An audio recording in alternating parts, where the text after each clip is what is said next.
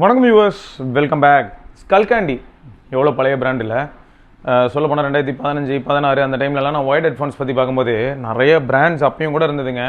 Philips இந்த மாதிரி ஏகப்பட்ட பிராண்ட்ஸ் வந்து அப்பயும் ஒயர்ட் ஹெட்ஃபோன்ஸ் கொடுத்துட்டு இருந்தாங்க. அதுக்கப்புறம் தான் பார்த்தீங்கன்னா உங்களுக்கு மொபைல் ரிலேட்டடான பிராண்ட்ஸே அதிகமாக வந்து இந்த மாதிரியான ஆக்சசரிஸ்குள்ளேயும் இறங்க ஆரம்பிச்சிட்டாங்கன்னு வச்சுக்கோங்க. அப்புறம் அதெல்லாம் தான் டைமு எப்படின்னா அதுக்கப்புறம் தான் அந்த போட்டு இவங்களாம் வந்து ஃபேமஸ் ஆக ஆரம்பிக்கிறாங்கன்னு வச்சுக்கோங்களேன். ஸ்கல்கேண்டியில் அப்புறம் இன்னொரு ப்ராடக்ட் இருக்குது போல், அந்த ப்ராடக்ட்டுக்கு வந்து அஃபிஷியலாக அவங்களே ஒரு 75% ஆஃப் கொடுத்துட்றாங்க. எனக்கு வந்து எவ்வளோ திரும்ப வந்துச்சு, 1299 ப்ளஸ் யூபிஐ வழியாக பேமெண்ட் பண்ணால் ப்ரீபெய்டு அப்படிங்கிறனால அதுக்கு ஒரு 64 ரூபா, அப்படி இப்படி 1234 ரூபாய்க்கு கிடச்சிது. ஸோ 1500 ரூபா மதிப்பில் இருக்கக்கூடிய டிடபிள்யூஎஸ் நம்ம நிறைய டெஸ்ட் பண்ணியிருக்கோம். ஸோ அந்த டிடபிள்யூஎஸ் ஏதாவது பீட் பண்ணுதா இல்லையா, ஸ்கல்கேண்டிங்கிற பேர் இன்னி வரைக்கும் நிலச்சி நிற்குமா நிற்காதா அப்படிங்கிறத பற்றி தெரிஞ்சுக்கலாம்னு சொல்லி தான் இதை நான் ஆர்டரே போட்டிருக்கேன். என்ன கூப்பன் தெரியுமாங்க, டிஏ எங்கடா போட்டு வச்சுருக்கீங்க, டிஏயூடி கூப்பன் வந்து டிஏயூடி. அந்த கூப்பன் போட்டால் என்ன ஆகுதுன்னா உங்களுக்கு இன்னும் பெட்டரான டீல் கிடைக்குது. ஏன்னா அஃபிஷியலாக அவங்க காட்டுற அந்த 75% போட்டிங்கன்னா உங்களுக்கு 1999 அந்த மாதிரி வருது. பட் இந்த கூப்பன் போட்டிங்கன்னா 1299 வருது. ப்ளஸ் அதை தாண்டி நீங்கள் வந்து யூபிஐயோ அதாவது ப்ரீபெய்டோ டெபிட் கார்டு கிரெடிட் கார்டு வழியாக பேமெண்ட் பண்ணிங்கன்னா இன்னும் கூட 64 ரூபாய் கம்மியாகுது. ஸோ நோட் பண்ணிக்கோங்க. பட் எனக்கு சத்தியமாக ஐடியா இல்லை. நீங்கள் யாராவது ஆல்ரெடி யூஸ் பண்ணிட்டு இருக்கீங்க அப்படின்னா ஸ்கல்கேண்டி நல்லா இருக்கா இல்லையா அப்படிங்கிறத சொல்லுங்கள். சரி, எப்படி இருந்தாலும் நீங்கள் எல்லோரும் எதுக்கு வந்திருக்கீங்களோ அதை நம்ம ஸ்டார்ட் பண்ணலாம். ஸோ என்னென்ன டிவைஸ்லாம் லான்ச் ஆகிறதுக்கான வாய்ப்புகள் இருக்குது அண்டு என்னெல்லாம் நம்ம அதுக்கிட்ட எதிர்பார்க்கலாம் அப்படிங்கிற மாதிரியான ஒரு பதிவு தான் இது. A27 ஃப்ரம் கேலக்ஸி ப்ரைஸிங், அதாவது ப்ராடக்ட் பற்றி பேசும்போது ஸ்னாப்ட்ராகன் 6 Gen 3 சொல்லும்போது அதெல்லாம் கூட எல்லாருமே வந்து ஓகே ப்ரோ அப்படி இருக்கும். ப்ரைஸிங் கேட்டதுக்கப்புறம் அப்படி ஆகிடும். ஏன்னா பெரும்பாலும் வந்து நான் எதிர்பார்க்குறது 30,000 35,000 ப்ரைஸ் பண்ணுவாங்க அப்படின்னு எனக்கு தோணுது. 6 Gen 3 பவர்டாக தான் இருக்க போது. 6, 8 2 ரேம் வேரியன்ட்டு அண்ட் ஸ்டோரேஜ் 128, 256 அப்படின்னு வரலாம். ஸோ 6 Gen 3யோட இவங்க எப்படி பண்ண போகிறாங்கன்னு தெரியல. ட்ரிபிள் கேமரா செட்டப் எப்பயும் மாதிரி இருக்கிறதுக்கான வாய்ப்புகள் ரொம்பவே பிரகாசமாக இருக்குதான். 50 மெகாபிக்சல் பிரைமரி ஷூட்டரும் அது கூட வந்து ஒரு 8 மெகாபிக்சல் அல்ட்ரா வைட் நீங்களாம் கேட்டுக்கிட்டீங்கன்னு தான். அது மட்டும் இல்லாமல் 3 கேமரா இருந்தால் தான் வாங்குவீங்களாமே, அதனால் வந்து ஒரு 2 மெகாபிக்சல் கேமராவையும் சேர்த்து கொடுப்பாங்க போல. அண்ட் ஃப்ரண்ட்டில் வந்து 12 மெகாபிக்சல் அப்படிங்கிறத இவங்க ஸ்டாண்டர்டைஸ் பண்ணிட்டு வராங்க. யாருன்னா சாம்சங். ஸோ அப்போ ஃப்ரண்ட் கேமராவும் நல்லா பர்ஃபார்ம் பண்ண வாய்ப்பு இருக்குது. ஆகும்போது அதோட ப்ரைஸ் வந்து 30 to 35K வரலாம். நீ என்ன ப்ரைஸ் வந்தால் உங்களுக்கு ஹாப்பி அப்படிங்கிறத சொல்லுங்கள். அண்ட் பெரும்பாலும் நீங்கள் பிரைமரி மார்க்கெட்டில் பார்த்துருப்பீங்க அடிச்சு நொறுக்கிட்டு இருக்காங்க ப்ரைஸிங். எல்லா ப்ராடக்ட்டோட ப்ரைஸுமே இன்க்ரீஸ் ஆகிட்டு இருக்கு. ஸோ அதனால தான் இப்போ ரீசெண்டாக எனக்கும் மைண்ட் லெவலில் பார்த்தீங்கன்னா இந்த யூஸ்டு மார்க்கெட்டுங்கிறத தாண்டி இல்லாட்டி ஆல்ரெடி ரிலீஸ் ஆன கொஞ்சம் ஒரு ஜென்ரேஷன் பழைய ஃபோன்ஸ் மேலே ஏன் நம்ம கான்சன்ட்ரேஷன் வைக்கக்கூடாதுங்கிறது நிறைய வீடியோவில் நான் அதை பற்றி சொல்லிக்கிட்டே இருக்கேன். ஐக்குள்ள கூட பார்த்தீங்கன்னா நியோடன் அப்பப்போ வந்து ரீஃபப்டு அவங்களோட சைட்லேயே வந்துகிட்டே இருக்குது. ஸோ செக் பண்ணிக்கிட்டே இருங்க. கிடச்சதுன்னா வாங்கிக்கோங்க. 30,000 ரூபாய்க்குள்ள 512GB மாடல் கிடைக்குது அப்படின்னும் போது ஒர்த்து தானே. பிராண்ட் வாரண்டி கிடச்சிடும். என்ன ஆக்சசரிஸ் பாக்ஸ் இந்த மாதிரியான விஷயங்கள் இல்லாமல் ஃபோன் மட்டும் கிடைக்கும். நமக்கு அது போதும். மீடியா சென்ட்ரிக்காகவும் ஓரளவுக்கு பர்ஃபார்மன்ஸ் அண்ட் அடுத்த ஒரு 2-3 வருஷம் ஒப்பேற்றணும் அப்படின்னு நினச்சா தாராளமாக இந்த மாதிரியான டிவைஸ்க்கு நம்ம போகலாம். ரைட், மொத்தம் A27 வரப்போது. சூப்பர் AMOLED இருக்கும், 6.7 inch டிஸ்பிளே இருக்கும். ஸோ ஒரு சில இந்த ஸ்பெக்கெல்லாம் நோட் பண்ணி வச்சிருந்தாங்க என்ன எதிர்பார்க்கலான்னு. IP68 as per the rumour. 3.5mm jack இருக்கும்னு வேறு போட்டிருக்காங்க. சத்தியமாக நம்ம முடியல. 3.5mm ஜாக்லாம் இருந்ததுன்னா நான் ரொம்ப சந்தோஷப்படுவேன். பட் இது எல்லாமே வந்து மெஜாரிட்டி எப்படின்னா ஒரு சில விஷயங்கள் வந்து கான்க்ரீட்டாக இதுதான் வரும்னு தெரியும். பட் மற்றதெல்லாம் வந்து ஒரு எதிர்பார்ப்பு அப்படின்னு கூட சொல்லிடலாம். அடுத்து இன்ஃபினிக்ஸ் GT50 Pro ஆல்ரெடி இது குளோபல் மார்க்கெட்டில் லான்ச் அப்படின்னு ஒன்று நடந்துருச்சு. இந்தியாவுக்கு வந்து ஜூன் மாதம் வரும் அப்படின்ற மாதிரியான பேச்சுகளும் போயிட்டு இருக்கு. அண்டு சாம்சங் எடுத்துக்கிட்டிங்கன்னா கூட ஆல்ரெடி பிரேசிலில் இந்த மாதிரி ஒவ்வொரு இடத்துலையும் மீடியாவில் வந்து இதுக்கு ரிலேட்டடான டேட்டாலாம் வந்து கசிந்து கொண்டிருக்கிறனால இதை பற்றி எல்லாருமே பேசிகிட்டு இருக்காங்க. A27. ஸோ இப்போ GT50 Pro ஒர்த்தாக இருக்குமா ப்ரோ அப்படின்னு கேட்டிங்கன்னா 8400 அப்படிங்கிறது வந்து கண்டிப்பாக கேப்பபிளான ஒரு ப்ராசஸர் தான். ப்ளஸ் நம்ம யாரும் நம்ப முடியாத அளவுக்கு இன்ஃபினிக்ஸ் கொஞ்சம் நல்லாவே ஆப்டிமைஸ் பண்ணுறாங்களோன்னு தோணுது. இல்லாட்டி ஃப்ரீக்வெண்ட் அப்டேட் கொடுக்காதனால நல்லாவே ஆப்டிமைஸ் பண்ணி ஒரு அப்டேட்டை கொடுத்துட்டு அந்த அப்டேட்டில் இருக்கிற பெஸ்ட் ரிசல்ட்டை கொடுத்துட்றாங்களோங்கிற சந்தேகம் இருக்குது. பெஸ்ட் எக்ஸாம்பிள் அவங்களோட GT30 Pro. GT30 Pro வந்து நம்ம பரத் ப்ரோ யூஸ் பண்ணிட்டு இருக்காங்க. அற்புதமாக இருக்குது, எந்த பிரச்சனையும் இல்லை, சூப்பராக இருக்குது இது வரைக்கும். ஸோ இதை வந்து நம்ம GT50 Pro-ட்டையும் எதிர்பார்க்கலாம். என்ன இதில் வந்து 108 மெகாபிக்சல் கேமரா இருந்தது, ஆனால் OIS இல்லாமல் இருந்தது இதில் 30 Pro-ல. ஸோ இதில் என்ன எதிர்பார்க்கலாம்னா 50MP with OIS, 8MP ultra wide, அந்த 2MP ஜோக்லாம் கிடையாது. 13 மெகாபிக்சல் செல்ஃபி இருக்குங்கிறாங்க. 6500 mAh பேட்டரி, 45 வாட் சார்ஜிங் இருக்கும். அண்ட் பைபாஸ் சார்ஜிங் ஆப்ஷனும் இருக்கும். இன்ஃபினிக்ஸில் நீங்கள் 15,000 13,000 வாங்குற ஃபோன்லேயே பைபாஸ் சார்ஜிங் இருக்கும். ஸோ இதுலேயும் இருக்கும். அண்ட் AMOLED அப்படிங்கிறனால இதுக்கு முன்னாடி அப்படி தான் இருந்தது. ஸோ இது எல்லாமே வந்து எந்தளவுக்கு எஃபெக்டிவாக வந்து மக்கள்கிட்ட சேருது அப்படிங்கிறத பார்க்கலாம். ப்ரைஸிங் தான் கொஞ்சம் சந்தேகமாக இருக்குது. பார்த்துருப்பீங்களே அந்த டேர்ம் கேள்விப்பட்டிருப்பீங்களே, hydro flow liquid cooling. So அதுவும் இதில் இருக்குது. ஸோ கேமிங் டிவைஸ் அப்படிங்கிறதுக்கான ஏஸ்தட்டிக்ஸ் லுக் அந்த ஸ்பெக் இது எல்லாமே இதில் இருக்க போகுது. ப்ரைஸிங் தான் இப்போதைக்கு தெரியல. ஏன்னா ஆல்ரெடி Note 60 Pro-வோட ப்ரைஸே பார்த்தீங்கன்னா 30,000 மேலே. அது மட்டும் இல்லாமல் அதை ஒரு சில நண்பர்கள் வாங்கி பர்ஃபார்மன்ஸ் முன்ன மாதிரி இல்லைன்னு வர சொல்லிட்டாங்க. ஸோ அந்த ஒரு பயம் இருக்குது. பட் இது வந்து Dimensity 8400 தான். இந்த 7S Gen 4 7S Gen 3லாம் கிடையாது. ஸோ நம்ம வெயிட் பண்ணி பார்ப்போம் எந்த மாதிரியான ப்ரைஸிங்கில் இந்தியாவுக்கு வருதுன்னு. எனக்கு தெரிஞ்சு 35 to 40 வருமோ ஒரு சந்தேகம்.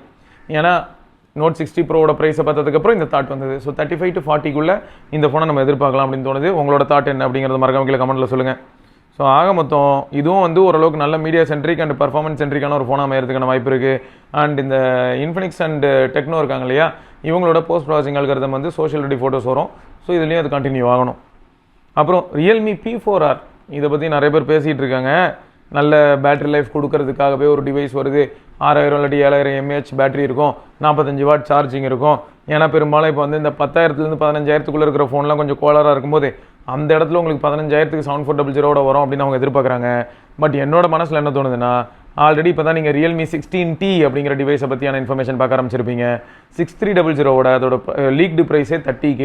ஸோ இதுவே அப்படி இருக்கும்போது இந்த ஃபோன் வந்து அப்போ எங்கே இருக்க போகுது அப்படின்ற சந்தேகம் இருக்குது. இதில் வேறு 7400 இவங்க ஜாலியாக கெஸ் பண்ணிவிட்டு 15,000 அப்படிங்கிற ப்ரைஸ் எல்லாம் எல்லாரும் கெஸ் பண்ணிட்டு இருக்காங்க. யார் கெஸ் பண்ணுற ப்ரைஸும் இப்போலாம் வரதில்லை.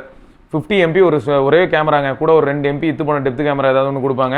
மற்றபடி ஒரு 16 MP இல்லாட்டி 8 MP செல்ஃபி இருக்குமா. கொஞ்சம் அப்படி இப்படி இருக்குது லீக்டு ரிப்போர்ட்ஸ். அதை பேஸ் பண்ணி நம்மளால கான்க்ரீட்டாக சொல்ல முடியல. பட் IP68 69K இந்த மாதிரியான விஷயங்கள் இருக்கிறதுக்கான வாய்ப்புகள் ரொம்பவே பிரகாசம். ஏன்னா இதுதான் அவங்க வச்சு புஷ் பண்ணிட்டு இருக்காங்க Realme as well as Oppo. So ஆக மொத்தம் இது வந்து ஒரு 15 to 20 வரும் அப்படிங்கிறது என்னோட எதிர்பார்ப்பு. பட் தெரியலங்க டிஸ்பிளே எந்த அளவுக்கு இருக்க போகுது. ஏன்னா IPS LCDங்கிறது ஓகே, பட் எந்த அளவுக்கு எஃபெக்டிவாக இருக்கும் அந்த Full HD பேனல் அப்படிங்கிறது மேலே ஒரு தாட் இருக்குது. LCD பேனல்ஸ் நீங்கள் எல்லாருமே இனிமேல் அதிகமாக பார்ப்பீங்க. இந்த ப்ரைஸ் ஹைக்குறதுக்கும் 20K ரேஞ்சிலலாம் இனிமேல் LCD கொஞ்சம் அதிகமாக பார்க்கறதுக்கான வாய்ப்புகள் இருக்குது. 144 Hz அப்படிங்கிறது அதனால் ரொம்பவே ஜாலியாக ஈஸியாக கொடுப்பாங்க. ஓகே, ஸோ மொத்தம் 4GB RAM 6GB RAM 8GB RAMலாம் இருக்கும்னு வேறு சொல்லிட்டு இருக்காங்க. ஒரு செகண்டரி ஆண்ட்ராய்ட் டிவைஸாக வாங்குறதுக்கு 10,000 12,000க்குள்ளே 4GB RAMங்கிறது ஓரளவுக்கு ஓகே.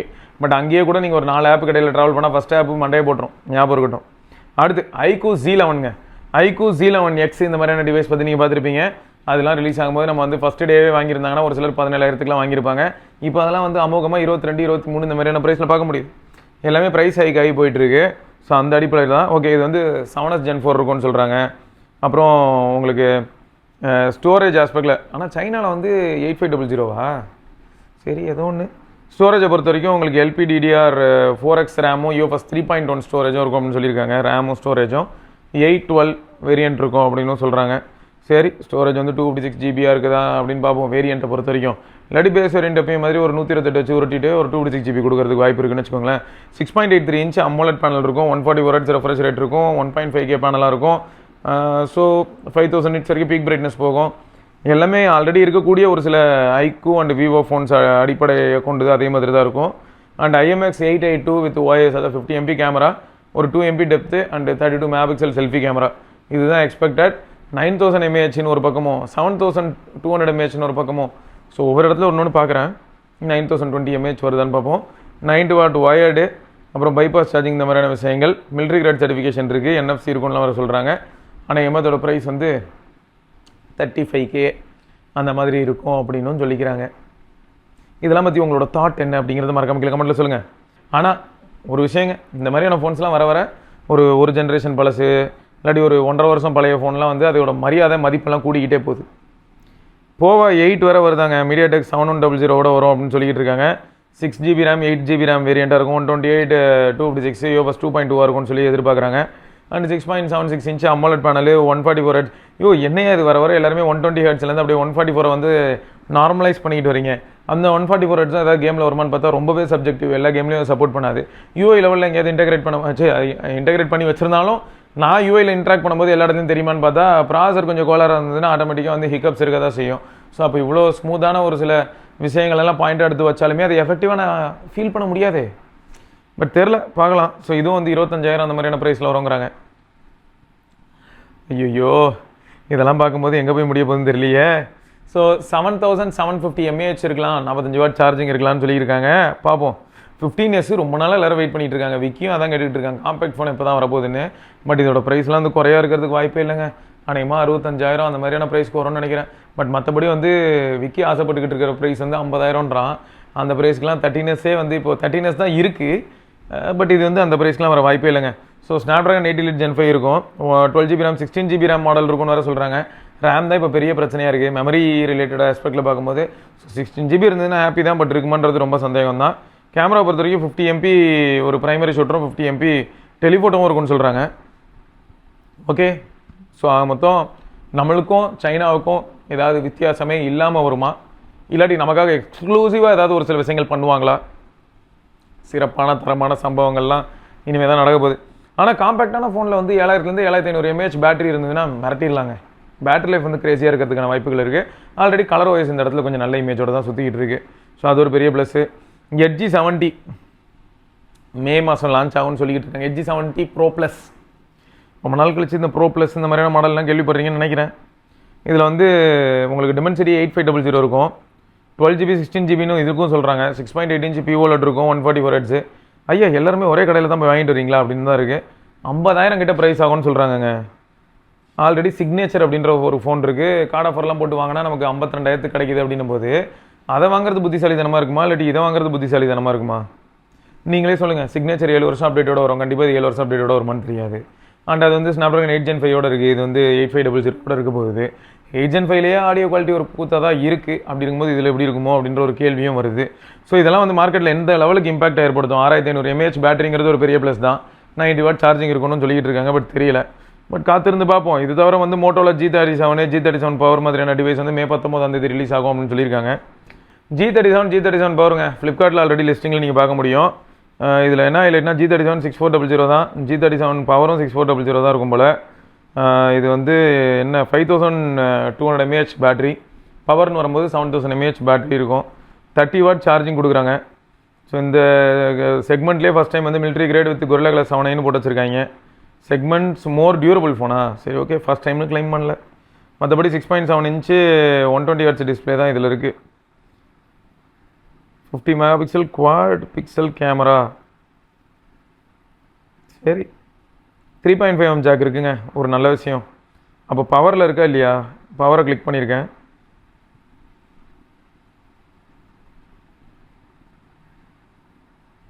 $1015 பரவாயில்ல. 3.5mm ஜாக் கொடுக்குறதே பெரிய விஷயங்க. ஹைரஸ் ஆடியோ வேறு சொல்லியிருக்கான். பார்க்கலாம் எந்த அளவுக்கு நிஜமாக நல்லா இருக்குன்னு. LHDC எல்டாக்கும் ஹைரஸ் ஆடியோ தான் கலது. அது எல்லா ஃபோன்லேயும் தான் இருக்குது. எல்டாக்கு ஆப்டெக்ஸ் HD வந்து மெஜாரிட்டி ஆஃப் த ஃபோன்ஸில் இருக்கும் ஆப்டெக்ஸ் சப்போர்ட்டு. ஏன்னா அது ஓப்பன் ஆகிடுச்சு. அதே மாதிரி இனிமேல் Android 17ல் LHDCயும் இருக்க தான் போகுதுன்னு வச்சுக்கோங்க. ஸோ அதை தான் ஹைரஸாக சொல்கிறானா, இல்லாட்டி வந்து ஹெட்ஃபோன் ஜாக் வழியாக நம்ம லிசன் பண்ணும்போது நல்லாயிருக்கும்னு சொல்ல வரானா? சரி, சூப்பர் ப்ரீமியம் டிசைனாங்க. Out of the box Android 16 கிடைக்குமா? என்ஜாய் பண்ணுங்கன்னு சொல்கிறான். ஸ்மார்ட் கனெக்ட்டு இதெல்லாம் வந்து நார்மலாக நம்ம பார்க்கக்கூடிய ஜெஸ்டர்ஸ் தான் வச்சுக்கோங்களேன். Motorola most trusted brand of இந்தியாவா? நசமாவா? 2023 அவார்டு வாங்கியிருக்காங்களா? ஓகே. மொத்தம் மோட்ரோலாவில் G37 பவருங்க. அதை நீங்கள் எக்ஸ்பெக்ட் பண்ணலாம். ஒன்று வந்து 20,000க்குள்ளேயும் இன்னொன்று வந்து 25,000க்குள்ளேயும் இருக்கும் அப்படின்ற மாதிரி கெஸ் பண்ணுறாங்க. பட் தெரில எங்கே போய் முடிய போதோ. T4 லைட்டு, Z11 லைட்டு, இது இன்னொரு பக்கம். ரெண்டுமே ஒரே ஃபோன் தான். Dimensity 6300 வரும் அப்படின்றாங்க. 90 Hz LCD panel, HD+, 50 megapixel 8MP selfie, 50 megapixel primary shooter, அது கூடவே ஒரு நொல்லக்கண்ணு 2MP இருக்கும். 6000 mAh பேட்டரி, 15 வாட் சார்ஜிங். இனிமேல் இதுதான் நார்மல் போல். நான் கூட அந்த Redmi A7 Pro யூஸ் பண்ணும்போது T8300 ஓகே. ஸோ சாக்குப்பை ப்ராசர் தான். அதை பார்க்கும்போது எனக்கு என்ன தோணுச்சுன்னா, என்னடா இது இவன் வேறு இந்த மாதிரி ஒன்று விட்டுருக்கான் 12,000 அப்படின்னு நினச்சேன். இனிமேல் எல்லாருமே இதை தான் விடுவாங்க. இப்படிப்பட்ட ஃபோன்ஸ் தான் இனிமேல் நம்ம பார்க்க போகிறோம். எங்கே போய் முடியுதுன்னு பார்ப்போம். Redmi 17 இதுவும் அடுத்து வரக்கூடிய மாதங்களில் நமக்கு வர வாய்ப்பு இருக்குது. ஸோ அந்த Redmi 17ல் வந்து Snapdragon 4 Gen 4 இருக்கும்னு சொல்லியிருக்காங்க. அதே தான் M8+ வரும். கேமராவில் ஏதாவது வித்தியாசங்கள் பண்ணுவாங்களான்னு பார்க்கணும். ஸோ பார்ப்போம். அப்போ நம்ம பார்ப்போம். ஃபுல் HD பேனலாக தான் இருக்கும். இதுக்கு முன்னாடி அப்படி தான் இருந்துச்சு. ஸோ அந்த ட்ரெண்ட் அப்படியே கண்டினியூ ஆகும்னு நினைக்கிறேன். மற்றபடி எந்த அளவுக்கு எஃபெக்டிவாக இருக்கும் அப்படிங்கிறதுக்கு காலம் தான் பதில் சொல்லும். பட் 33 வாட் சார்ஜிங் இருக்கலாம், 7000 mAh பேட்டரி இருக்கலாம். ஏன்னா இதெல்லாமே நியூ நார்மலாக மாறிடுச்சு. ஸோ அதை வந்து அவங்க அப்படியே மெயின்டைன் பண்ணுறதுக்கான வாய்ப்புகள் இருக்குது. ஸோ இதுவும் வாய்ப்பு இருக்குது. அண்ட் இந்த மாதம் நீங்கள் கேள்விப்பட்டிருப்பீங்களே 17T சீரிஸ் 28ஆம் தேதி இந்த மாதம் லான்ச் ஆகுது அப்படின்னு சொல்லி ஆல்ரெடி இன்ஃபர்மேஷன்லாம் போயிட்டுருக்கு. ஸோ 17T அது வந்து பர்ஃபார்மன்ஸ் ஓரியன்டாக இருக்கும். 17T வந்து 8500 அல்டிமேட்டாக இருக்கும். 17T Pro வந்து உங்களுக்கு Dimensity 9500 பெஸ்ட்டாக இருக்கும். பரவாயில்ல, இதை இவங்க எப்படி ஆப்டிமைஸ் பண்ணுறாங்க ஹைப்பர்வைஸோட சேர்த்து அப்படிங்கிறதுக்கு நம்ம வெயிட் பண்ணி தான் பார்க்கணும்.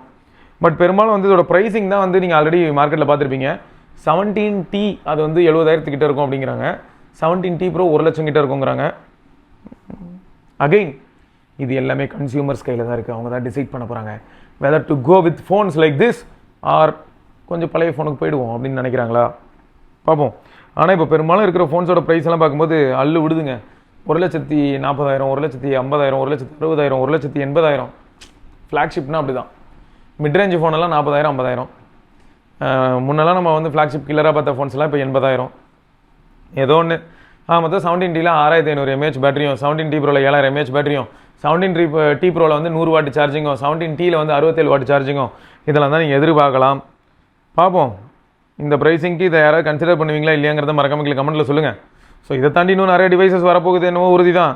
பட் இது வந்து எந்த மாதிரியான இம்பாக்டை மார்க்கெட்டில் ஏற்படுத்த போகுது அப்படிங்கிறது தான் எனக்கு இப்போதைக்கு கேள்விக்குறியாக உள்ளது.